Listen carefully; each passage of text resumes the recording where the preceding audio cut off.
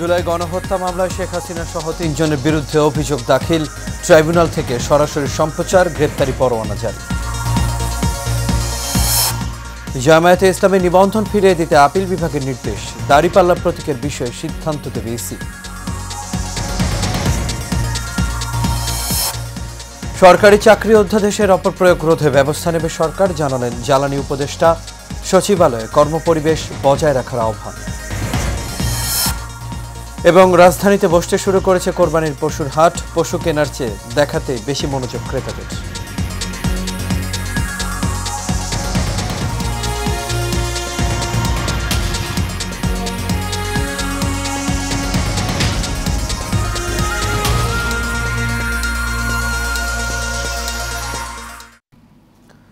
সবাইকে স্বাগত Asian prime নিউজে। দর্শক, পুরো সংবাদ জুড়ে আপনাদের সঙ্গে আছি আমি আনোয়ার রাজ। এতক্ষণ শুনছেন বিআরবি কেবল ইন্ডাস্ট্রিজ লিমিটেড সংবাদ শিরোনামে। এবার চলে যাচ্ছে পুরো খবরে।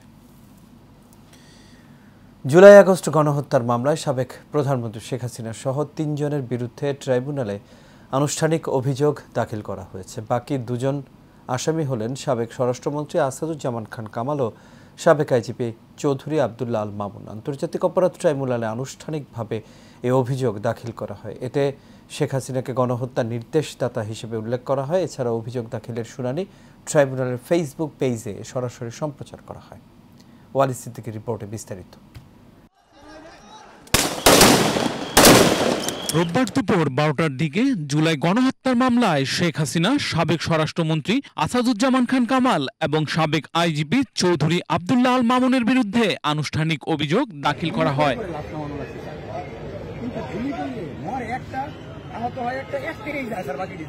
তাদের বিরুদ্ধে মানবতা বিরোধী অপরাধের 5টি অভিযোগ আনা হয়েছে। শেখ হাসিনা পালিয়ে গেছে, শেখ হাসিনা নাই, শেখ হাসিনা চলে গেছে, শেখ হাসিনা পালায় না। অভিযোগে শেখ হাসিনাকে এ ঘটনার মাস্টারমাইন্ড এবং সুপিরিয়র কমান্ডার অভিহিত করা হয়েছে। জুলাই এবং আগস্ট বিপ্লব চলাকালীন সময় সংগঠিত মানবতা বিরোধী অপরাধের দায়ে আসামি শেখ হাসিনা, আসামি আসাদুজ্জামান খান কামাল, আসামি চৌধুরী আবদুল্লাহ আল মামুনের বিরুদ্ধে মানবতা বিরোধী অপরাধের দায়ে অপরাধকে আমলে গ্রহণ করা হয়েছে। 5টি অভিযোগ তাদের বিরুদ্ধে আনা হয়েছে এবং 5টি অভিযোগের ভিত্তিতে অপরাধকে আমলে গ্রহণ করা হয়েছে। এদিন ট্রাইব্যুনালের বিচার কার্যক্রম সরাসরি বাংলাদেশ টেলিভিশনের মাধ্যমে সম্প্রচার করা হয়। দেশের ইতিহাসে এই প্রথম কোনো মামলার বিচার কার্যক্রম সরাসরি সম্প্রচার করা হলো। ওয়ালি সিদ্দিকী, এশিয়ান টেলিভিশন, ঢাকা। রাজনৈতিক দল হিসেবে জামায়াতে ইসলামের নিবন্ধন ফিরিয়ে দিতে নির্বাচন কমিশনকে নির্দেশ দিয়েছেন সুপ্রিম কোর্টের আপিল বিভাগ। প্রধান বিচারপতি সৈয়দ রেফাত আহমেদের নেতৃত্বাধীন আপিল বিভাগের 4 বিচারপতির বেঞ্চ রোববার সকালে এ রায় দেন। একই সঙ্গে আপিল বিভাগের রায়ে জামায়াতের নিবন্ধন বাতিল করে হাইকোর্টের দেয়ার রায় বাতিল করা হয়েছে। ওয়ালি সিদ্দিকীর আরও একটি রিপোর্ট। 2009 সালে বাংলাদেশ জামাত ইসলামীর নিবন্ধন চ্যালেঞ্জ করে রিট করা হয় আদালতে। পরবর্তীতে 2013 সালের 1 আগস্ট বিচারপতি এম এনায়েতুর রহিম ও বিচারপতি কাজী রেজাউল হকের বেঞ্চ দলটির নিবন্ধন অবৈধ ও বাতিল করে রায় দেন। সর্বশেষ 2018 সালের অক্টোবরে জামাত ইসলামীর নিবন্ধন বাতিলের প্রজ্ঞাপন জারি করে তৎকালীন নির্বাচন কমিশন। 5 আগস্ট হাসিনা সরকারের পতনের 2 মাস পর জামাত ইসলামীর বাতিল হওয়া নিবন্ধন ফিরে পেতে খারিজ হওয়া আপিল আবেদন পুনরুজ্জীবিত করে দেশের সর্বোচ্চ আদালতের আপিল বিভাগ। প্রধান বিচারপতির নেতৃত্বাধীন 4 সদস্যের আপিল বেঞ্চ হাইকোর্টের রায় বাতিল করেন এবং বাংলাদেশ জামাত ইসলামীর নিবন্ধন ফিরিয়ে দিতে নির্বাচন কমিশনকে নির্দেশ দেন। রাজনৈতিক উদ্দেশ্যে দায়েরকৃত মামলার মাধ্যমে জামাতের নিবন্ধন কেড়ে নেওয়া হয়েছিল। আজকের এই রায়ের মাধ্যমে বহুদলীয় গণতান্ত্রিক এবং অংশগ্রহণমূলক সংসদ প্রাপ্তি নিশ্চিত হলো। আমরা আশা করি এই রায়ের পরে বাংলাদেশে সঠিক নির্বাচনের মাধ্যমে প্রাণবন্ত সংসদ গঠিত হবে। জাতি, ধর্ম, বর্ণ, শ্রেণী নির্বিশেষে সকলেই তাদের ইচ্ছা অনুযায়ী ভোটাধিকার প্রয়োগ করে জামাত ইসলামের নেতৃবৃন্দকে বেছে নেবেন, এটা আমরা প্রত্যাশা করি। জামাত ইসলামের যে রেজিস্ট্রেশন যেটা ছিল 2008 সালে ইলেকশন কমিশন দিয়েছিলেন, এই রেজিস্ট্রেশনটা 2013 সালে হাইকোর্ট ডিভিশন বাতিল করে দেন এক জাজমেন্টের মাধ্যমে। ওইটার বিরুদ্ধে ওনারা আপিল করেছিলেন। আজকে আপিলে যেটা হলো সেটা হচ্ছে হাইকোর্টে যেটা জাজমেন্ট ছিল ওই জাজমেন্টটাকে ওনারা আজকে স্যাটিসফাইড করে দিলেন, বাতিল করে দিলেন। এর ফলে আসন্ন জাতীয় নির্বাচনে রাজনৈতিক দল হিসাবে জামাতের অংশগ্রহণের বিষয়ে আর কোনো বাধা রইল না। তবে দাঁড়িপাল্লা প্রতীকের বিষয়ে পর্যবেক্ষণে আপিল বিভাগ বলেছেন প্রতীকের বিষয়ে ইসি সিদ্ধান্ত নেবে। আমরা আশা করি ইলেকশন কমিশন নিবন্ধনের ইস্যু নিষ্পত্তি করবেন, একই সাথে অন্য ইস্যু হিসেবে দাঁড়িপাল্লা প্রতীকের ব্যাপারটিও নিষ্পত্তি করবেন। Walid Siddiqui, Asian television, Dhaka. বিদ্যুৎ ও জ্বালানি উপদেষ্টা মোহাম্মদ ফাউজুল কবির খান বলেছেন, সরকারি চাকরি অধ্যাদেশের কিছু ধারায় অপপ্রয়োগের সুযোগ রয়েছে, তবে তা যাতে না হয় সেটি দেখবে সরকার। এছাড়া সচিবালয় কর্মকর্তা কর্মচারীদের কাছ থেকে স্মারকলিপি গ্রহণের পর সাংবাদিকদের এই কথা জানিয়েছেন। এছাড়া তিনি আরও বলেছেন, অধ্যাদেশের সমস্যামূলক ধারাগুলো নিয়ে সরকার সচেতন। অধ্যাদেশে আদালতে যাওয়ার সুযোগ রয়েছে। এ সময় সচিবালয়ের কর্মপরিবেশ বজায় রাখতে কর্মকর্তাদের ওপর আহ্বান জানান তিনি।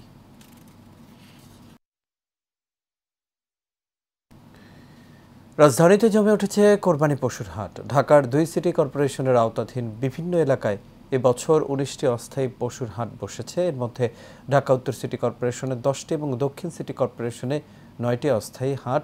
ঈদের আগের 4 দিন সহ 5 দিন চলবে পশু বেচাকেনা। বিস্তারিত শেখ সোহাগের রিপোর্ট।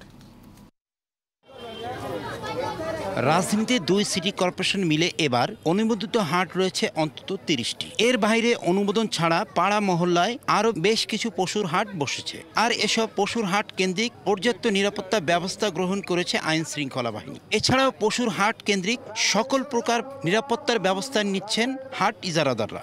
ডিসি মহোদয় কিছুক্ষণ আগে আমাদের এই জায়গা পরিদর্শন করে গিয়েছেন। উনি অত্যন্ত সন্তুষ্ট হাটের পরিবেশ পরিস্থিতি দেখে।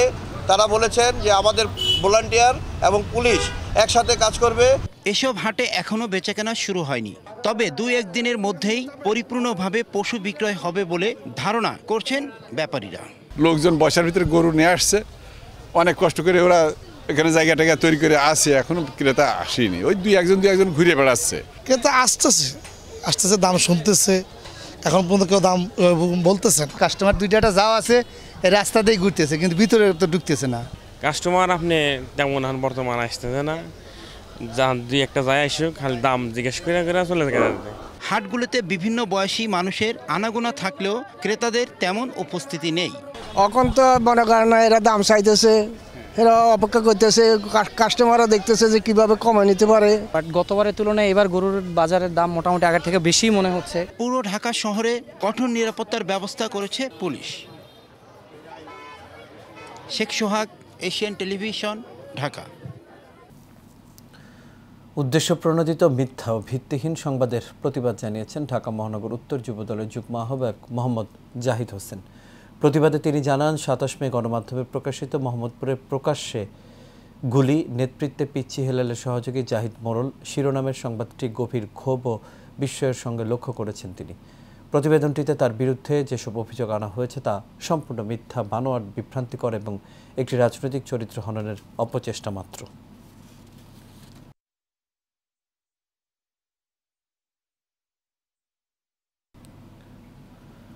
আগামীতে তারেক রহমানের নেতৃত্বে বিএনপি ক্ষমতায় আসবে বলে মন্তব্য করেছেন ঢাকা মহানগর উত্তর বিএনপি সদস্য সচিব আলহাজ মোস্তফা জামান। রোববার দুপুরে বনানী ইউনিট বিএনপির উদ্যোগে শহীদ রাষ্ট্রপতি জিয়াউর রহমানের 44তম শাহাদাত বার্ষিকী উপলক্ষে বিশেষ অতিথি হিসেবে উপস্থিত হয়ে এই কথা জানান তিনি। এ সময় প্রধান অতিথি হিসেবে উপস্থিত ছিলেন বিএনপি নেতা কামাল জামাল নুরু উদ্দিন মোল্লা। বিশেষ অতিথি হিসেবে আরও উপস্থিত ছিলেন ঢাকা মহানগর উত্তর বিএনপির সিনিয়র যুগ্ম আহ্বায়ক মুস্তাফিজুর রহমান সেগুন, যুগ্ম আহ্বায়ক এস.এম.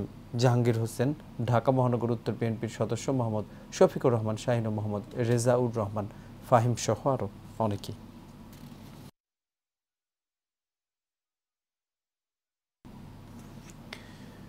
ঢাকার অন্যতম জনপ্রিয় বিপণী বিতান শ্যামলী স্কয়ার শপিং মলে অনুষ্ঠিত হলো বর্ণাঢ্য র্যাফেল ড্র পুরস্কার সম্মাননা প্রদান অনুষ্ঠান। শ্যামলী স্কয়ার দোকান মালিক সমবায় সমিতি লিমিটেডের আয়োজনে ক্রেতাদের মাঝে র্যাফেল ড্র পুরস্কার বিতরণ করা হয়।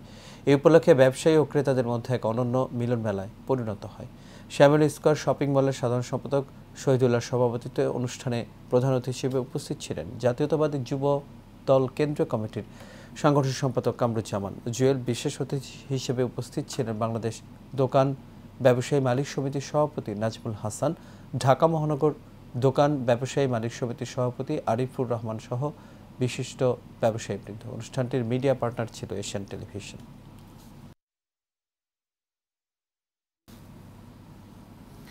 শহীদ রাষ্ট্রপতি জিয়াউর রহমান বীর উত্তম এর ৪৪তম শাহাদাত বার্ষিকী দোয়া ও মিলাদ মাহফিল অনুষ্ঠিত হয়েছে রাজধানীর রামপুরায়। রামপুরা থানা বিএনপি আয়োজিত এই অনুষ্ঠানের প্রধান অতিথি হিসেবে উপস্থিত ছিলেন বিএনপির ক্ষুদ্র ঋণ বিষয়ক সম্পাদক ও জাতীয় নির্বাহী কমিটির সদস্য ডক্টর এম.এ. কাইয়ুম। এ সময় বিশেষ অতিথি ছিলেন ঢাকা মহানগর উত্তর বিএনপির সাবেক ভারপ্রাপ্ত সদস্য সচিব এজিএম শামসুল হক, রামপুরা থানা বিএনপির সাবেক সাংগঠনিক সম্পাদক মোহাম্মদ আহসান হাবিব ডন। এছাড়াও রামপুরা থানা বিএনপির নেতৃবৃন্দরা উপস্থিত ছিলেন।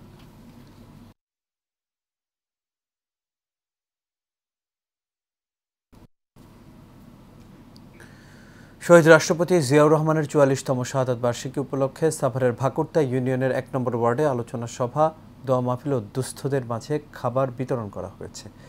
প্রধান অতিথি হিসেবে ভার্চুয়ালে যোগ দেন ঢাকা ২ আসনের এমপি প্রার্থী ব্যারিস্টার ইরফান ইবনে আমান অমি। এ সময় উপস্থিত ছিলেন ভাকুরতা ইউনিয়ন বিএনপির সভাপতি সারোয়ার হোসেন, সাংগঠনিক সম্পাদক লায়ন মোহাম্মদ মোক্তার হোসেন আসাদ, সাধারণ সম্পাদক নুরুল মমিন, যুগ্ম সাধারণ সম্পাদক বাহাউদ্দিন বাহার ও কদম আলী ভুইয়া সহ আর অনেকে।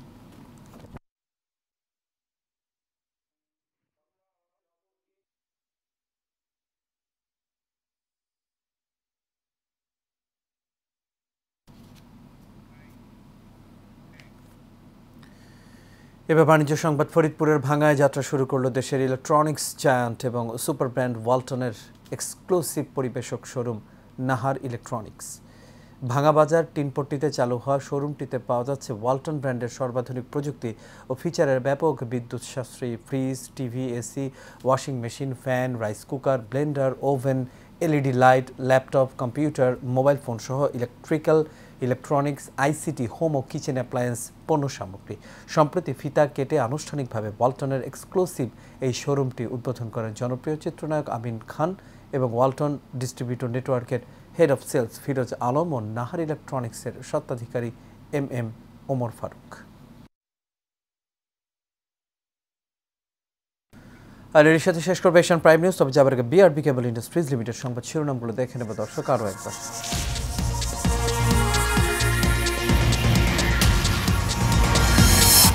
জুলাই গণহত্যা মামলায় শেখ হাসিনা সহ ৩ জনের বিরুদ্ধে অভিযোগ দাখিল, ট্রাইব্যুনাল থেকে সরাসরি সম্প্রচার, গ্রেপ্তারি পরোয়ানা জারি। জামায়াতে ইসলামের নিবন্ধন ফিরিয়ে দিতে আপিল বিভাগের নির্দেশ, দাড়িপাল্লা প্রতীকের বিষয়ে সিদ্ধান্ত দেবে ইসি। সরকারি চাকরি অধ্যাদেশের অপপ্রয়োগ রোধে ব্যবস্থা নেবে সরকার, জানালেন জ্বালানি উপদেষ্টা। সচিবালয়ে কর্মপরিবেশ বজায় রাখার আহ্বান। এবং পবিত্র হজ পালন করতে বাংলাদেশ থেকে সৌদি পৌঁছেছেন ৮৫,০০০ হজযাত্রী, বার্ধক্যজনিত কারণে এই পর্যন্ত ১৫ জনের মৃত্যু। দর্শক, এই ছিল আমাদের এখনকার আয়োজনে। আমাদের পরবর্তী সংবাদ দেখার আমন্ত্রণ রইল। এতক্ষণ সাথে থাকার জন্য সবাইকে ধন্যবাদ। শুভরাত্রি।